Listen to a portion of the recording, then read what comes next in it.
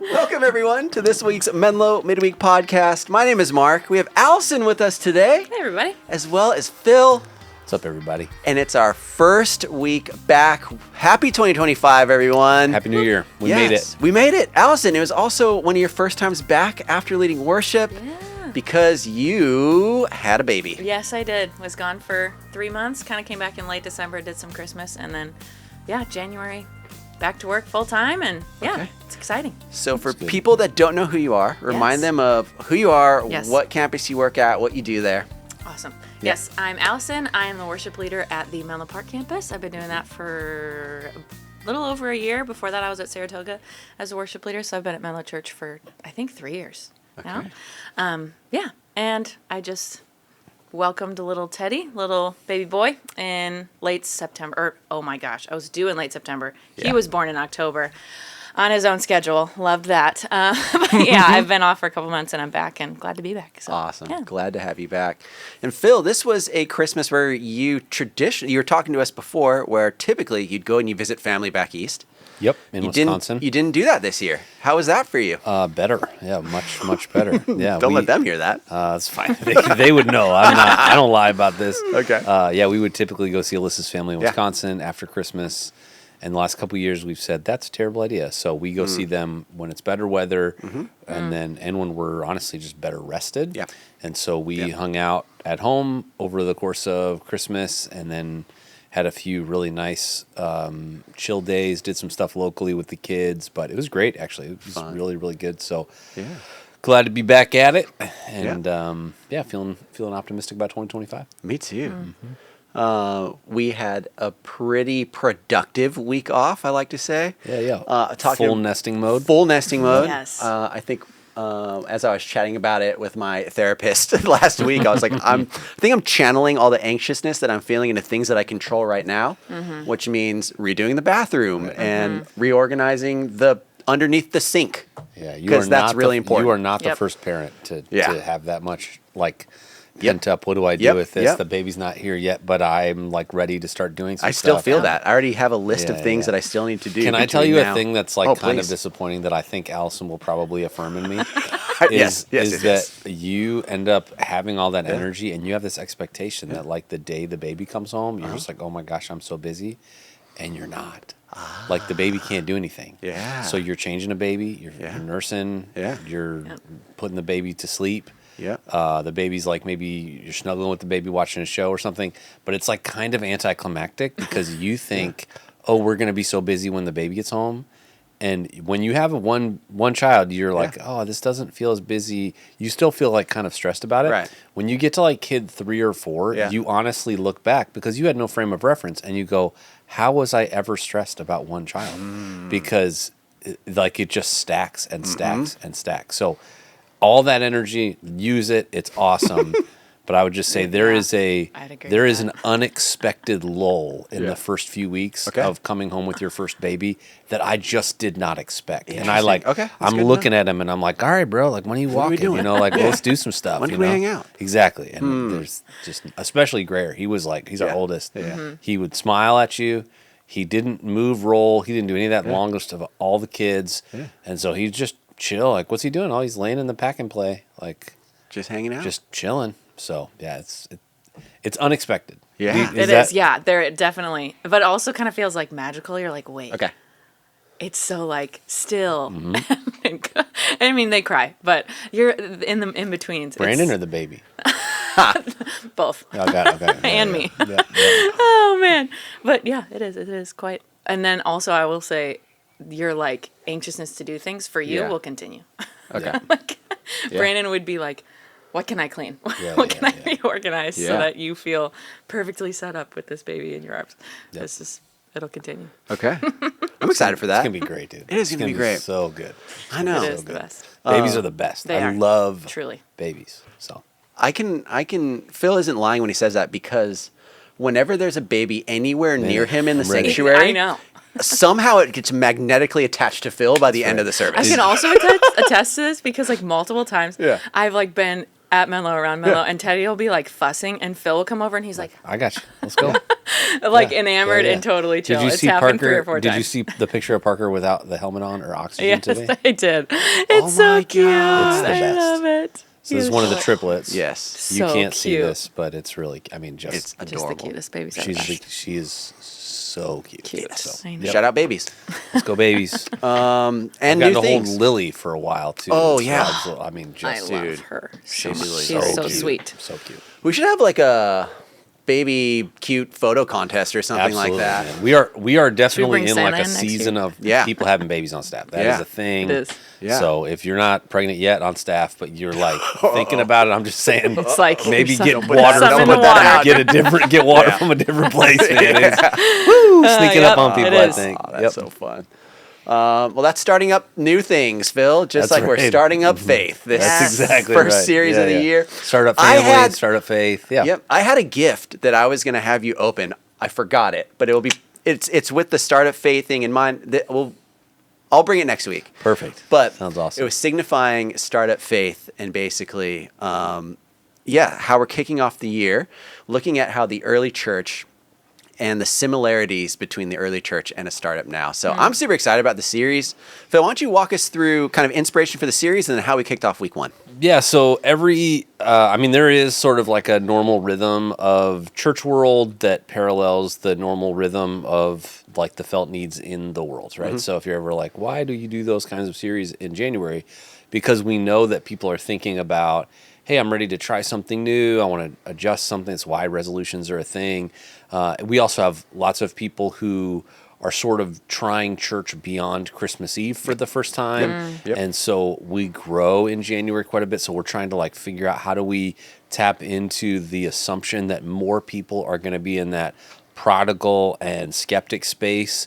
And so we design series with those people more in mind. And so Startup Faith was this idea of like, what does it look like for somebody that just like prayed a prayer or said, I'm in with Jesus at Christmas or around Christmas. And January for them, their like New Year's resolution is like, I'm a Christian. Like, what do I do now? And so, or they're thinking about it. And so Startup Faith was sort of a nod to that, as well as obviously startup culture in our community is everywhere. Like if you're not in a startup, you're thinking about being in one, or you know somebody who's in one, or whatever. Like it's, if you're in Silicon Valley, there's just no way to get outside of this. And there's so many interesting things just in our broader culture that are true because of that. And so I think there's this interesting thing I'm trying to do through the series, and really I try to do in general, which is I don't want to just like haphazardly critique our culture. There are things about Silicon Valley and startup culture that I think are really cool. And I want to be able to be like, hey guys, this is amazing. This is like some of the coolest and craziest stuff in human history. And I want to do that in such a way that I still get a chance to critique it and say, hey, but here's where we are. Here's where that approach on its own leaves you empty or whatever. So I tried to basically say, I looked at these themes of early Silicon Valley, and then I said, hey, these are the same themes that were true in the early church. And then sort of my approach to be able to critique Silicon Valley was to say, hey, Silicon Valley has kind of like forgotten some of these things, and actually so has the church. And so like we both need the same prescription, which is to return back to some of these core ingredients of really dreaming. And, hopefully helping people understand these core ingredients on a foundation of hope in Jesus have a much more catalyzing potential for something that can happen through our life than without it. So, we talked about some specific examples in Silicon Valley. I normally have, sort of a brief preamble or intro, but then we get to the Bible passage pretty fast. This week, it was a little different than that. Part of it was setting up the series, but then part of it is just the structure of this series. Right. And so trying to give very tangible examples, and people responded well to that. And then, flipped it into the Acts text, where we'll be in the book of Acts over the next few weeks together. But being able to see okay, here are the ways that Luke kind of highlights these same ingredients in the first century. Yeah. I want to jump into your message, but before that, we need to shout out a couple of the people that helped make that interview bumper portion happen. Yeah. Aisha, who you're familiar with, who helps host the podcast, Jennifer Blatnick as well, were our two co-hosts for that. They were awesome. And they had identified different leaders in startup spaces that attend our various campuses to ask about their experience and how that overlaps. So I'm excited to see those kind of come out as well. And that was just another great way that just exemplifies how our community is just steeped in the place that we are. Yeah. And so, Phil, you mentioned some interesting concepts that some people, myself included, weren't familiar with. Concepts like 20% time or 10xing. So I thought it was kind of cool how you were introducing these startup concepts into our message. Talk a little bit more about those, why you chose to include those specifically, and some of the things that might get your brain going as you're looking at 2025. What does that mean for Phil? Yeah, I mean, I think that there are a ton of tools like that that I think exist in startup world. You'll hear me talk this upcoming week about lean startup approach or MVP that I think are also things that, like, if we're trying to design, which is what we're going to talk about this week, if we're trying to design what it looks like to really have a faith that matters, I think they can be good challenge points. I've always been... technology has always been something I've been kind of interested in, and some of these, I know, right? And some of these ideas, they're just like, they're just thoughtful ideas about ways to expand your mind. And so I think that we probably come to our work more naturally thinking about the possibility, like, oh yeah, I should do that work, I should do this at work, but being able to apply those holistically to your entire life. And understand, hey, I'm not going to be able to dream without space, right? So the problem of brain rot, the problem of, sort of this like narrowing down and, deleting our attention span. I think that 20% time is a really helpful framework in terms of being able to say, what does it look like if you could do anything and you just had 20% extra time? What would you do? And I think it forces you to do two things. One, how could you get 100% of what you need to do done in 80% of time? And then the second is, if you had 20% of time, what would you spend time on? And I think, even since I was working on this, I definitely had a tendency through the fall and into Christmas where I was very much like redlining, like what I talked about this weekend. Like my limit and my load were the same. I was functioning. I had good rhythms and routines, but there was just no margin. And so even recently, I've like taken a couple things personally and professionally, and where there was just stuff wasn't working, I was like, that has to change. And honestly, some of it for me personally was like, hey, here's some time where I have like just a random hour where I'm vegging out and it's like not accomplishing anything and it's like putting me behind the 8 ball. I need to stop doing that. Like I have to figure out how to step from this thing to this thing. I'll get rest time, but it's going to be more strategic and it's going to be over here because I know I'm really tired by the time I get there. And so I think all that was helpful for me to be able to think in greater efficiency with my day, but to think in greater efficiency so that I had the margin to do this. And I think we all have different things we would use with that 20% time. I'm really passionate about helping leaders, especially leaders in technology, integrate their faith into their work. And so this year I'm dedicating more time to that. And so that's cool. But to think about the ways, I talked about examples like Google Chrome and Gmail, that they are products that literally came about because of Google employees' 20% time. But what's funny is, I didn't mention this in the message, Google doesn't do 20% time anymore. Oh, really? And you think about it and you're like, wait a second. Wait, what? Google has kind of stopped innovating a little, right? But I think what's tricky is just having that extra time doesn't mean that you're really innovating. And so I think that especially through COVID and stuff, my guess is that 20% time just became 20% off. I don't know. I wasn't working there, but... and then we talked about the 10x goals thing. And I think in general, we just don't have goals.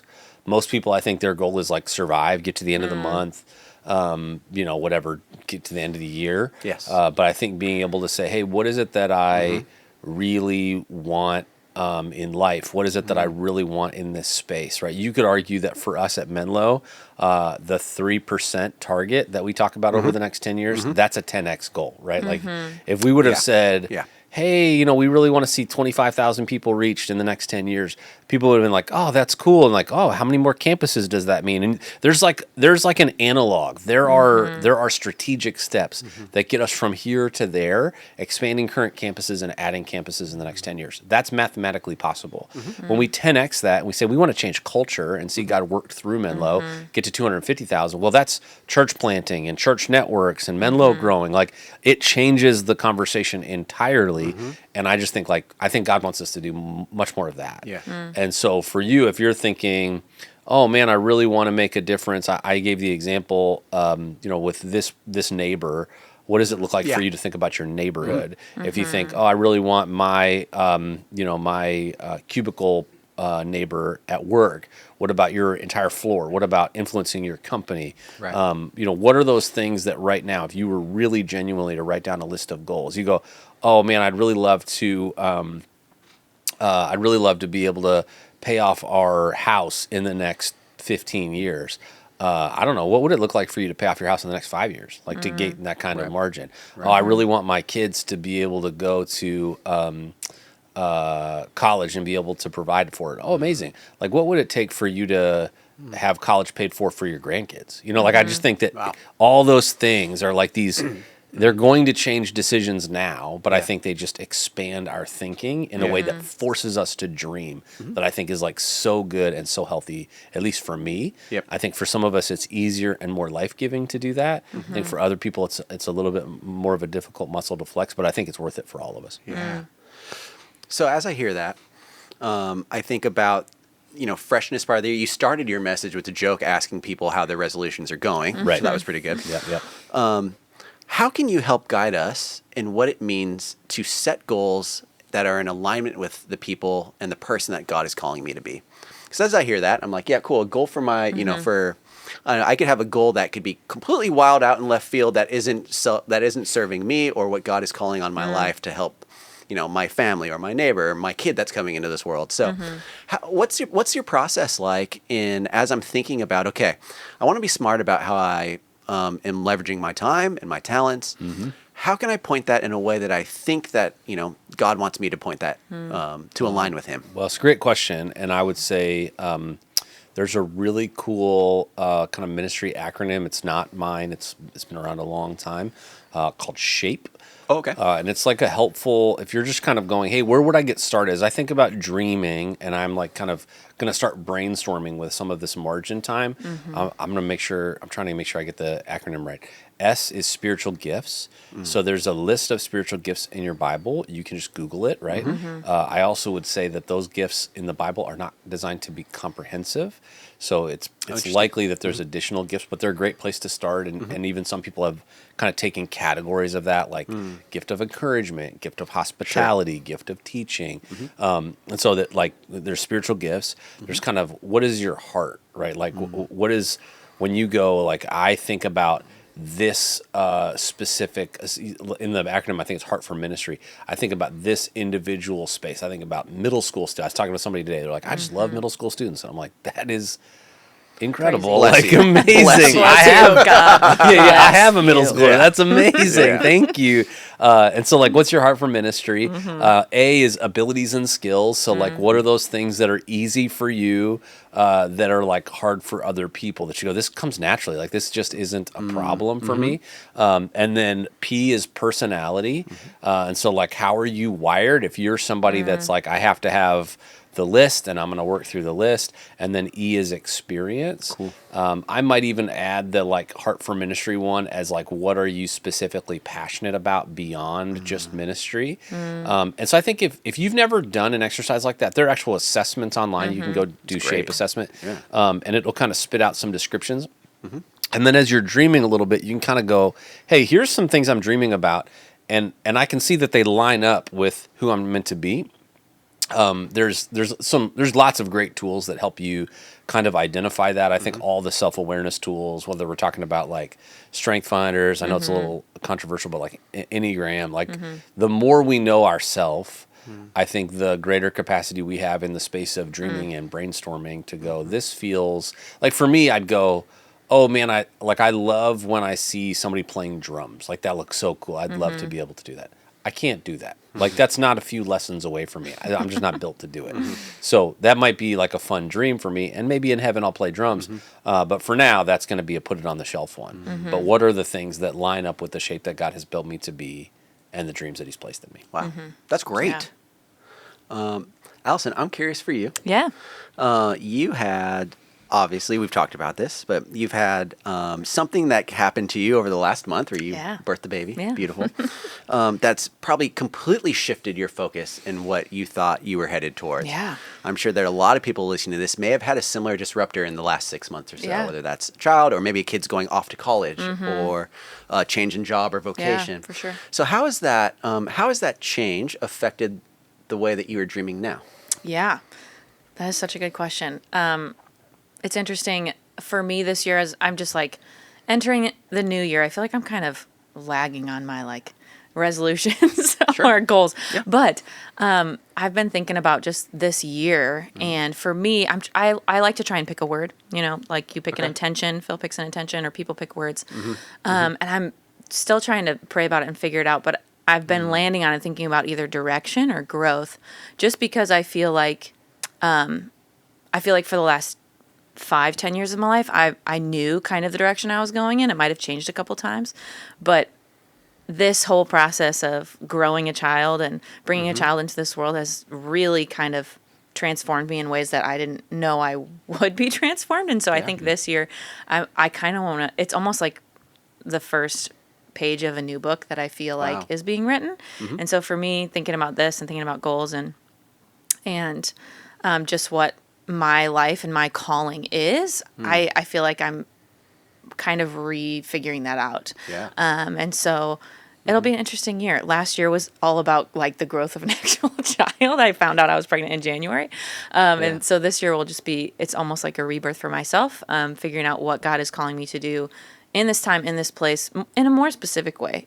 Not just you're a worship leader, you're a mom, but like, what are you calling me to create as a worship leader? Who are you calling me to do life with? Who are you calling me to love on, to disciple, to and who are you calling me, God, to be and to change into and to grow into? So that's kind of That's great. my direction for the new year. Thank you. Yeah. Well, and I think too, like one of the things when I reflect back on initially having kids and kind of every major life step that more has gotten added, you know, like I already talked about this, you have to find out the things that you're trimming down, right? Like you can't do everything. And so I think in the process of figuring out what's going to like sort of be jettisoned from my life and schedule so that I can show up the best that I need to, I think what you discover is not only are you sort of whittling all of that away, but the process of doing that, it's almost like a carving, like God is whittling things on you away. That like you're slowly being shaped into someone different. And I would joke around with people. I first figured out how selfish I was when I got married. And it was like, oh man, I'm like a pretty selfish dude, you know? There's just things that you did or didn't do that you didn't even think about. And I think every step along the way as a parent, I've like realized the same thing. And so, you know, even over the course of Christmas break, you know, it's a long time with just our kids at home. And Alyssa, we didn't travel. And so I just said to Alyssa at one point, I was like, I love all of our kids. I'm so glad that I've had this time. But they all have these eccentricities right now, just at their stage of life. And I've had no other inputs. And I am annoyed by them, right? And so, like, ding, ding, ding, like, there's still stuff God's working on me about that. And I think some of them, times they're just being annoying. But I think there's a gift in that. It's not just like the circumstances of my life are changing because I'm changing them. I think God is changing me to even be able to see, hey, that relationship this way is not life-giving for me. Hey, this pattern, this habit that was like easy and throwaway, that was not helpful for me. Even honestly, as a parent, something as simple as like, I need to spend differently now because the like margin of what we had or what we could do, or I always joke with couples that are about to have kids for the first time, like do everything you want to do spontaneous right now. Because that stuff it just changes. Now it might be different if you have family support and some of that stuff can still look like that. But I think there's something really beautiful. And that, if you're not married and you don't have kids, I think those same junctures exist when you get that promotion, when you move to that new place. Like God does this through a lot of ways, but I think, parenting and getting married are two very, very specific ones. Yeah. So Definitely. So Phil, as we're kicking off this year, thinking about Dream, we're going to be in this series for a little bit. What's coming next? What can we get excited for? And maybe, I don't know, tease us as to 2025, what's cooking for Phil at Menlo? Like you said you've been here for about 3 years now, which you've made some changes in those 3 years as an understatement. Just a couple. Just a couple. I'm sure you have dreams and aspirations. So where are we headed, Phil?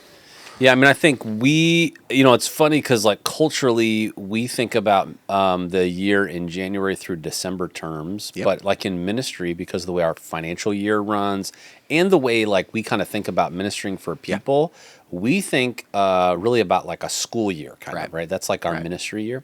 And so we are really in the middle of that ministry year where just as a church, some of it's very upfront and some of it's a little bit more behind the scenes. We're saying we really think that an important building block of going where God's calling us to go, bringing hope to a lot more people, is becoming a storytelling culture. And so we've done some of that this fall. We have some plans for what that's going to look like into the spring. And I'm excited for those things. I think we've got some great voices that are going to be doing some teaching stuff for us this spring that I think will be great.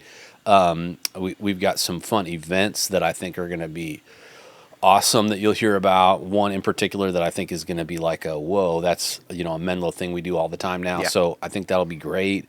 Cool. But I think that in general, we're also around this time of the year starting to kind of think, pray, and believe for what God wants to do starting next fall. Yeah. And so I spent some time on Christmas break, usually kind of praying and trying to discern what that's going to be, and then work it with our bigger leadership team, and then work it with our session. And so I'm in the process of some of that right now, and I'm pretty excited about what I think God's calling us to do next.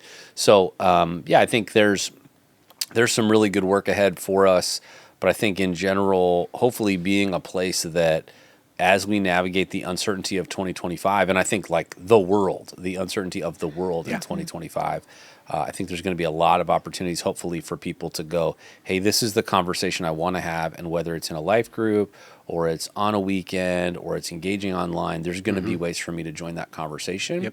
And I'm really, really excited for what some of those will look like and sound like in the midst of kind of ministry for students and kids and grown-ups that all sort of integrates together with that. So I'm hopeful for the year ahead, really sincerely, and thankful even for the part of the ministry year for us that's already happened. I'm going to shout out one thing that I'm looking forward to, which is actually coming up this coming weekend, 2 weekends from now as this comes out, which is our HSM Winter Retreat, where we've got almost 100 kids and volunteers heading up to the mountains in Santa Cruz to have a weekend that's centered around unhurriedness, to battle the anxiousness, the pressure-filled world that students exist in now, which just blows my mind for this area.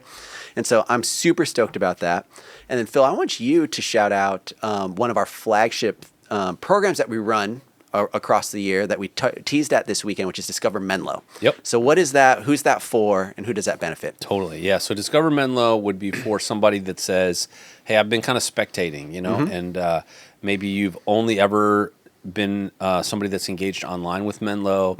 Maybe you've come to Christmas Eve and then you that's the only in-person thing you've done, or maybe you've just started recently connecting and you're going, I just want to learn a little bit more. I want to dip my toes in. I'm not sure what I'm ready to say yes or no to. And so I joke around it's not a sales pitch. You're not going to get a timeshare pitch? Yeah, it's not a timeshare pitch. That'd be kind of amazing. We got some classrooms available. You hear champagne popping. It's none of that. It's just a great lunch with some great team members at your campus, a chance to meet other people who are in a similar spot as you, and learn a little bit about Menlo. And for us, hopefully, to learn a little bit about you. And for us, that functions kind of in a sequence. So there are some people that are ready for Discover Menlo. And then maybe you have been at Menlo for a while and you're I'm definitely ready to take a step. I'm ready to take a step to serve. I'm ready to take a step to get into a group. That's what Menlo Next is. And so we do Discover Menlo. And if you're ever like, what's the difference between Discover Menlo and Menlo Next? Discover Menlo, dip your toes in. Is this my spot? Menlo Next, this is my spot. What do I do with it? And so I think both of those will be really cool. One thing I didn't mention when you talked about it, because it's like just sort of running in the back of my mind all the time, is the Hope for Everyone Next Step. Yeah. So we sent out an update last month for those that are participating and involved. So it's really encouraging just with where we are. And we've got some big upgrades that really, for all of our broadcast capacity to be able to stream to campuses, that stuff was, I would just say, kind of piecemeal together over the course of years. And the team has done an amazing job making it all work and go. But I mean, we had a camera break literally this last weekend. So we are quite regularly facing the limitations of a system that's kind of Frankenstein together. And we currently are on track to have all of that replaced by Easter, which will be awesome. I'm sitting down with a real estate agent and Scott Palmbush, who oversees our campuses, like next week to talk about options as we look for permanent locations for Mountain View and San Mateo. Sweet. We're having conversations with a company called Plain Joe about redesigning all of our students' kids' lobby spaces at all of our campuses. So, you know, any of these could be like, oh, this is what you're working on for the next 6 months. And we're kind of like we're just spinning a lot of plates right now, seeing which ones show up first with the opportunity, and then trying to be faithful to walk into it. So awesome. Well, Phil, thanks so much. Thanks for your leadership on that. Yeah. Allison, so we see you leading an awesome band.